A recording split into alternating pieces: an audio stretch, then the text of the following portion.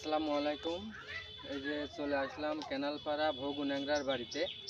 তো বিদেশ থেকেও অনেকেই সাহায্য করছে, আমার ফোনে আসছে, সেই টাকাগুলা তার হাতে তুলে দেব।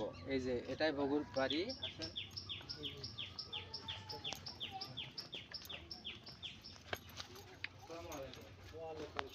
কেমন আছো দাদা? আল্লাহ যে হালে রাখে মানে সেই হালে আছি। দাদির অবস্থা কেমন এখন? দাদির অবস্থা খুবই খারাপ। তুই একটু বাসা ভাই রাসেল, তুই একটু বাসা। আছে তুমি বাড়িতে আছে, আমার ভিডিও ছাড়ার পরে কেউ কিছু দিতে আইছে? না সাহায্য পাইছো? না পাওনি? না। আহ, তো বাইরে থেকে আমাকে দুজনে টাকা দিয়েছে দাদা, বুঝছো? কিছু টাকা দিয়েছে। তো এই টাকাটা আমি তোমার হাতে তুলে দিলাম। এই যে আচ্ছা ভাই, তুই আমার বাঁচালি দাদা গো। আমি খুবই কষ্ট আছে, 3 দিন ওষুধ কিনতে পারিনি, টাকা অসম্ভব।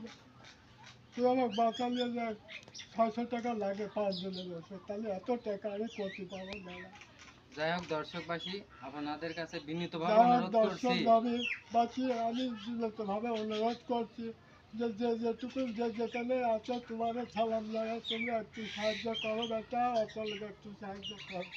যাই হোক ভাই ও বোনেরা, আমার ভাই বোন, এই ভিডিওটি যে যেখান থেকে দেখছেন অবশ্যই কিছু সাহায্য না করতে পারলেও ভিডিওটি বেশি বেশি শেয়ার করে দেবেন, যাতে সবাই দেখে ইনার মতো মানুষকে সাহায্য করতে পারে। ইনার এক পা অচল, এই যে দেখতে পাচ্ছেন, ইনা কোনো কাজ কাম করতে পারে না।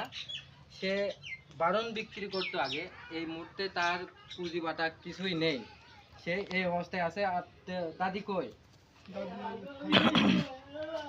এই যে এই ব্যক্তি, এই যে দাদি, কে আছে? তোমার সবার ভয় নাই? না, আমরা আছি তোমার সাথে, কাঁদো না।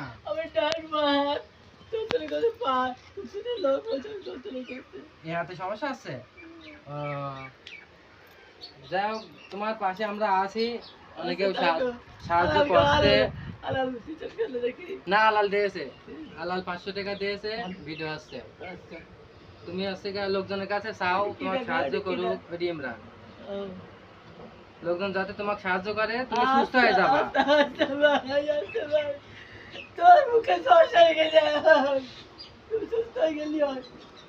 কি আর বলবো ভাই, এই অভিনয় দেখলে আর সহ্য করা যায় না। এটা হচ্ছে এইটা রবুল ভাই, সেলিম ইমরান।